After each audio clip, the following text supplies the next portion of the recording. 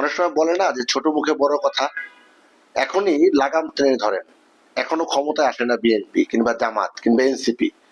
আপনাদের রাজনৈতিক দলগুলোর নেতা কর্মীরা মাঠ পর্যায়ে যা শুরু করেছে, শীর্ষ নেতৃবৃন্দের শত প্রচেষ্টার পরও দুর্নীতি, অনিয়ম, চাঁদাবাজি, মারামারি এগুলি কিন্তু থামানো যাচ্ছে না, বরঞ্চ প্রতিনিয়ত নতুন নতুন রূপ ধারণ করছে। সাধারণ মানুষ কিন্তু ভয় পাচ্ছে।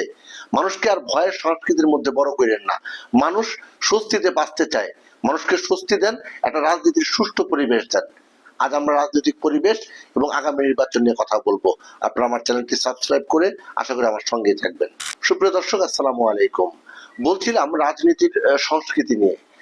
এই যে বিগত 15-16 বছর ধরে বাংলাদেশের রাজনীতিটা একবারে পচে গলে একবারে শেষ হয়ে গেছে না?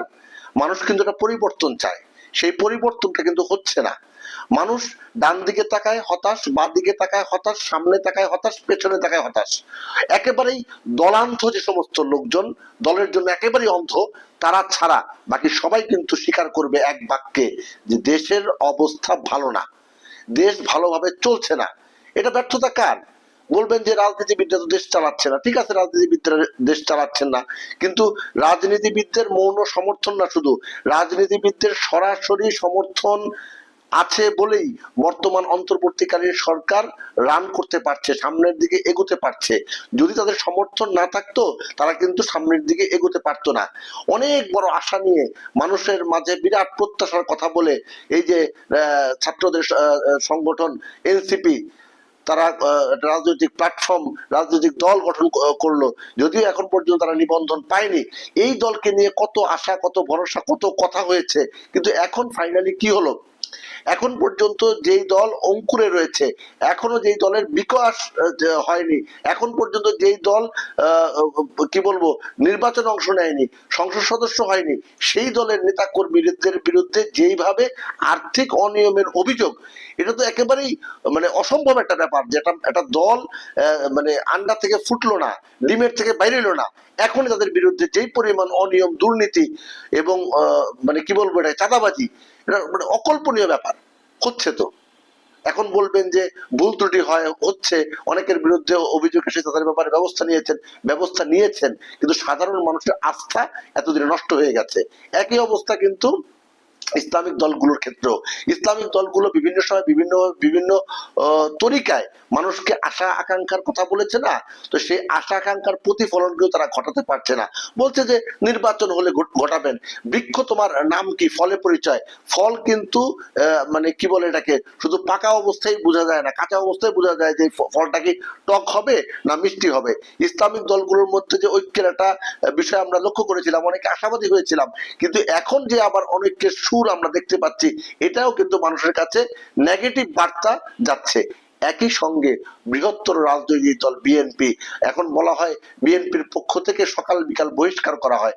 ওই যে কুমিল্লার একটা ঘটনা ঘটে, ওই যে খাগড়াছড়িতে ঘটনা ঘটে, কিংবা রাঙামাটিতে ঘটে, কিংবা বরিশালে ঘটে, কিংবা উজিরপুরে উপজেলায় ঘটে, কিংবা পঞ্চগড়ে ঘটে, যে কোনো জায়গায় কোনো অভিযোগ আসলে সাথে সাথে কি করা হয়, বহিষ্কার করা হয়, সাথে সাথে তদন্তমূলক ব্যবস্থা নেওয়া হয়। এবং বিএনপির পক্ষ থেকে কিন্তু মারাত্মক অভিযোগ করা হচ্ছে। বিএনপি নেতারা প্রকাশ্যে সংবাদ সম্মেলনে বলতেছেন যে তারা বারবার বলতেছে চাঁদাবাজের বিরুদ্ধে ব্যবস্থা নিতে, কিন্তু সরকার ব্যবস্থা নেয় না। কি আশ্চর্য ব্যাপার! তাহলে সরকার চালাচ্ছে কারা? বিএনপি বলছে যে বিএনপির নামধারী যে সমস্ত ব্যক্তিরা অপরাধের সঙ্গে যুক্ত, তাদের ব্যাপারে বিএনপি চায় ফৌজদারি অপরাধ যদি তারা করে থাকে তাদের ব্যাপারে ফৌজদারি আইনি ব্যবস্থা নেওয়া হোক। কিন্তু প্রশাসন সেই ব্যবস্থা নিচ্ছে না, পুলিশ সেই ব্যবস্থা নিচ্ছে না, বর্তমান সরকার ভয় পাচ্ছে। তাহলে কি মানুষের কাছে বার্তাটা যাচ্ছে কি?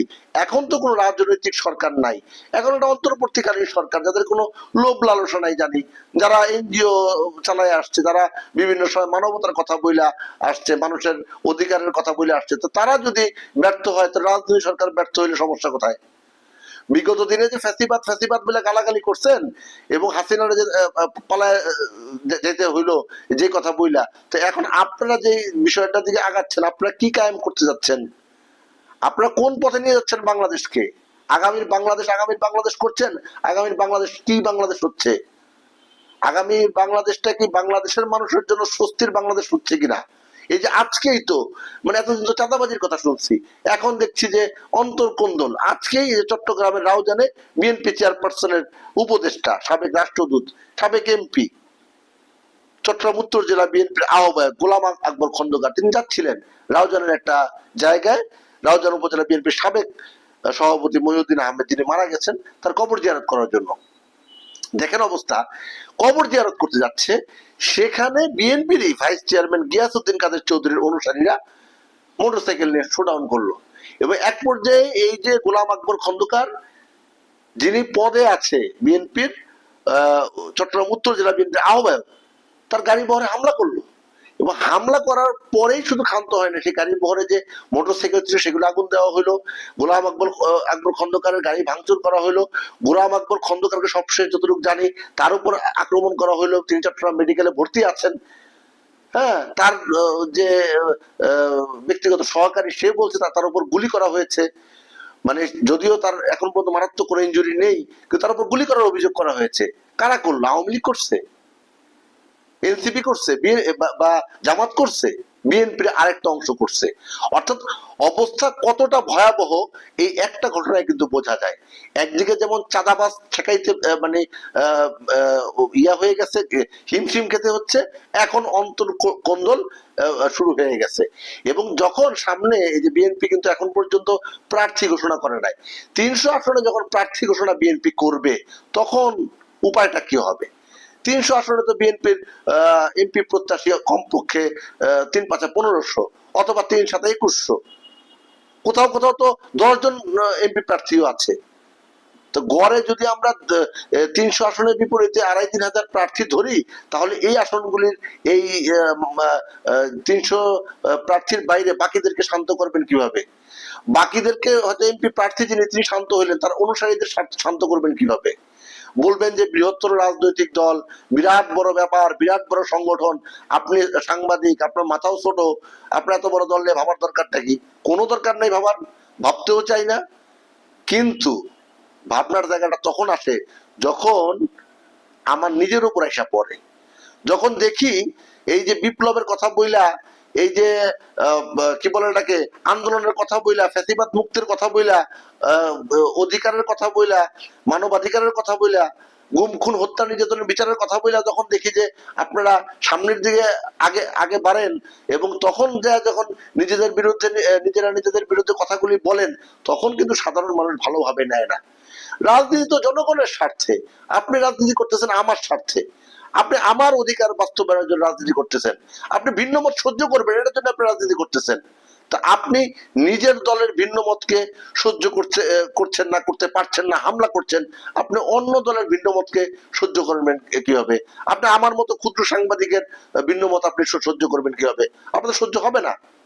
বিগত দিনে আওয়ামী লীগ সরকারের দেখেছি এই বিষয়টা, গণমাধ্যমের পক্ষ থেকে কোনো কিছু বলা যেত না, কিছু বললেই তারা তেলে বেগুনে জ্বলে উঠতে, হয় গণমাধ্যম, অমুক টিভিকে ধরো, অমুক পত্রিকাকে ধরো, অমুক সাংবাদিককে ধরো, মারো, কাটো, খাও, গুম করো।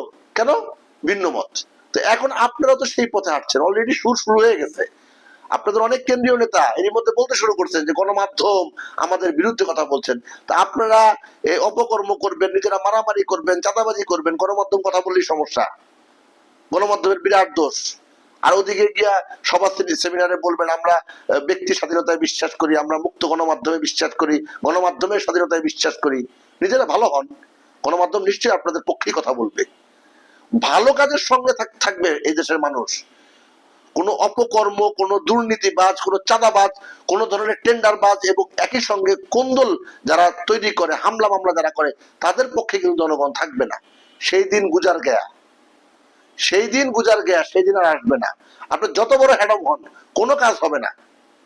এদেশের প্রতিটা মানুষ তার অধিকার বাস্তবায়ন করে নেবে। এদেশের প্রতিটা মানুষ তার অন্ন, বস্ত্র, বাসস্থান, শিক্ষা, চিকিৎসা এবং মৌলিক মানবাধিকারের বিষয়গুলো, নিজের হিস্সার বিষয়গুলো বুঝে নিবে। সেদিন আর বেশি দূরে নয়, যেদিন রাজনীতিবিদরা ধাপ্পাবাজি করে মানুষকে বোকা বানাতে পারবে না।